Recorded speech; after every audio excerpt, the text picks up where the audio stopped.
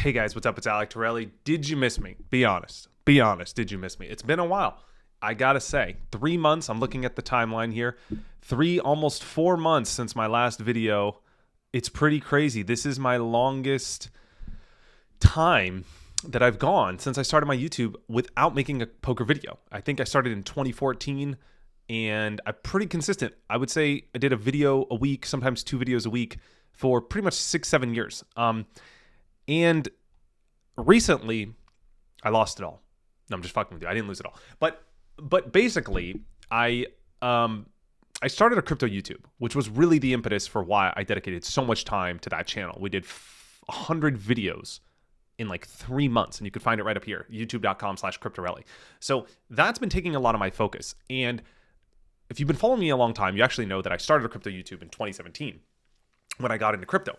But I realized, like, I don't know enough about crypto to really be able to talk and articulate thoughts on the subject well enough to be confident in my thesis and what I'm saying. So I spent 4 years, thousands of hours in the crypto weeds, learning everything about the space, and I finally came back to resurface, to open my brand and my channel, to share the things I've learned over the past 4 or 5 years, spending a lot of my time researching. And I would say 2021 is really a huge shift into doing a lot more engaging in the crypto community, from DeFi summer in 2019, but also NFTs and play to earn games and a lot more that I talk about on my crypto channel. So I don't want to belabor that too much here, but that definitely took a big a chunk of my attention to get in my flow of content creation on another subject. And like typically, when my mind is on something, I'm very engaged in that activity.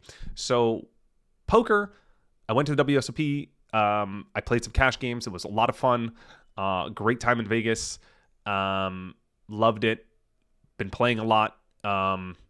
Before that, online, out in LA at Commerce, so I was sharing some of that journey as well. So I did play some poker. I've been coaching a lot, and that's been a lot of fun too.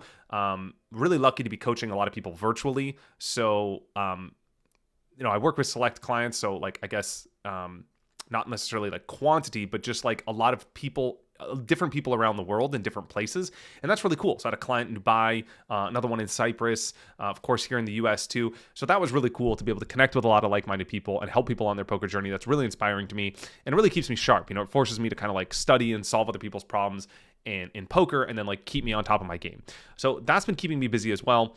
Actually went to coach a client here in California, was legit a US billionaire. So that was really meaningful, really cool to be able to coach at such a high level and be like, this guy could go to anyone. And then they chose me to work with them. And so that was really like inspiring moment in my career to like kind of, step back and reflect and look at what I've built and where I've come on this journey, starting my YouTube and starting sharing the things I've learned in poker, pivoting from a player to also becoming a coach.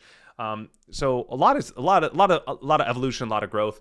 And it's been really, really exciting. I'm thinking there's some things in the works I don't want to talk too much about because I'm not sure about it yet, but potentially with poker where I'm going to get back in the scene a little bit more.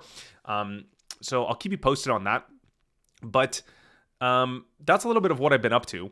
And, I can't necessarily apologize for not making more content because I feel like there was not much left that I didn't say in poker, and it became sort of repetitive. So the creation process, it lacked that sense of excitement and creativity, and it felt a little mechanic and robotic at the end. And I felt like, like doing another hand of the day, like, yes, the hands are different, and yes, the players are different, and the stakes and the situation is different, but it's kind of the same thing. Like I've done hand of the day for, kind of invented that show idea, frankly, on the YouTube. It was like, I don't know, I want to say exactly the first, but one of the first creators at least to kind of popularize reviewing hands on YouTube. And now it's like 7 years later, and it's like doing the same things feels like kind of like, hamster spinning on a wheel. So there, and then also the other side of the content is like the Ask Alec show where, hundreds of videos about questions in poker. At some point, it's like I'm getting the same questions, and a lot of things are like similar questions where the answers are similar. And so the same sort of first principles apply. So there wasn't, wasn't a lot of growth left in, playing poker full time because I kind of did that and did that for a decade and competed at the highest levels and won in the biggest cash games and tournaments in the world. I really did what I wanted to do in poker as a player. And then from a coaching standpoint, there's still growth left there because coaching is really unique because it really forces you to kind of like really solve people's problems at like a first principle level, like understand the root cause and really get into like how they think and behave and some of their like character defects, even if they're like an impatient person, and how to work on that, because that ultimately manifests at the poker table as a defect, and then you get financially punished for those defects that you have as a character. So there's a lot of depth to coaching because you're working with people's psychology and game theory and strategy and emotion. So there's like a bankroll management and risk management. So there's a lot of depth to coaching. And so that forces me to like, understand and empathize and be better. And so that there's a lot of growth left there. I think that's really, really fun. But as a player, I don't want to say like I'm not like the best player in the world or like I'm perfect at poker. I'm not. I make a lot of mistakes. There's always things to learn. You see me play on TV. You see some of the mistakes I make. So those are all that's possible. That'll always be the nature of being playing a game of imperfect information. You're never going to be perfect. But I felt like I wasn't like growing as much from playing the game all the time. So that basically reduced the amount of hours that I could play poker and still feel like fulfilled and satisfied. So that pie was, let's say like 100% of my life for many years. And then it slowly shrunk. And now it's at a point where like, I have to like be conscious of the slice of that pie that I can allocate toward poker without feeling like it's cutting into other things that are more opportunities for growth and depth and learning for me as a person. So that pie is increasingly smaller. And so I kind of am a part-time poker player. Like I dip in and out of the industry. So poker is one of those games that to play at a high level, it's very taxing. It's very consuming. So I'm very conscious of the time that I spend in poker because I don't really like to go into poker for like, go play one session and then not play for a month, and then go play like one session. And then, if you you kind of like, well, I don't have to get it back, but you want the opportunity to get it back. Otherwise, what's the point of going to play in the first place? It's kind of like, it's almost like gambling if you're not reaching the long term, right? So typically when I go into poker, I go in for a period of time, and I'll go in for, let's say like, I'll go in for a month. Sorry.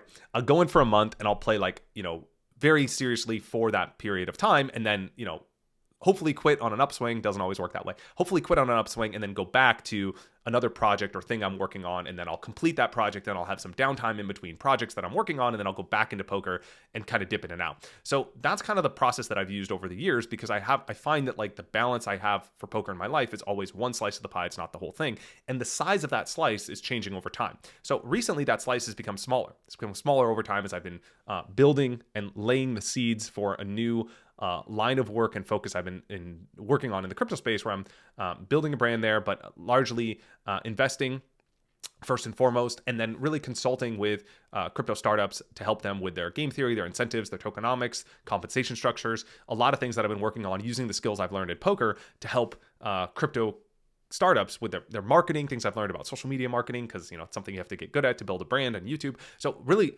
doing those things to work with crypto startups in the crypto space.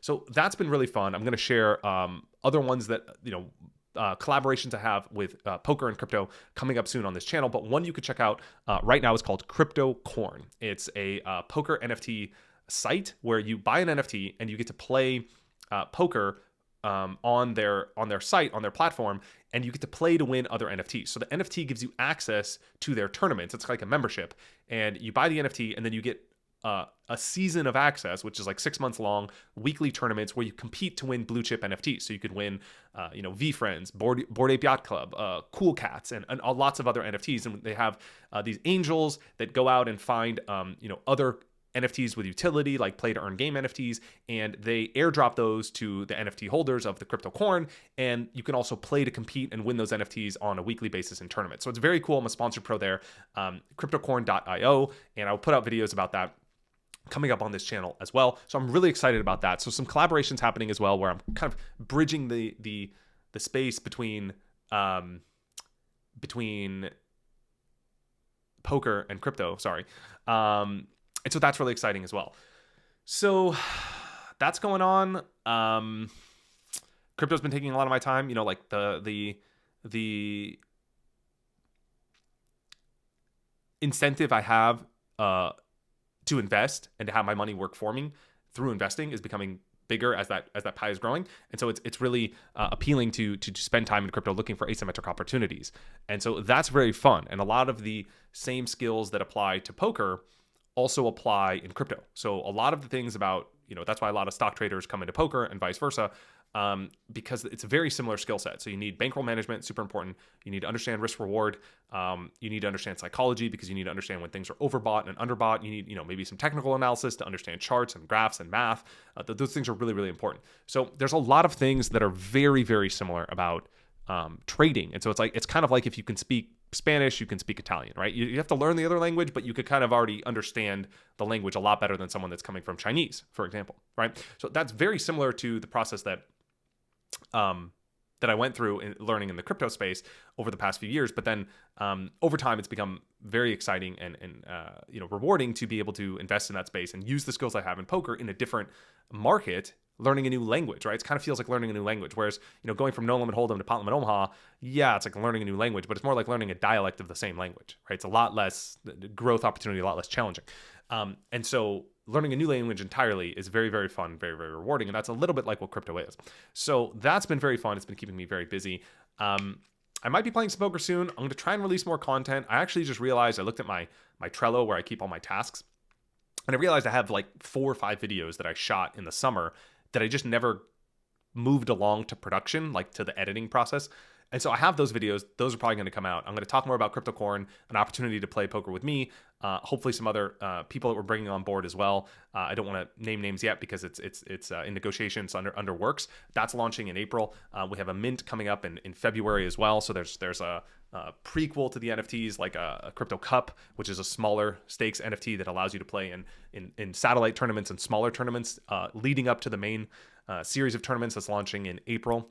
So very exciting stuff. I just wanted to give you guys an update. It's been a while. I wanted to check in. I would like to have things to check in about more regularly as well, and updates.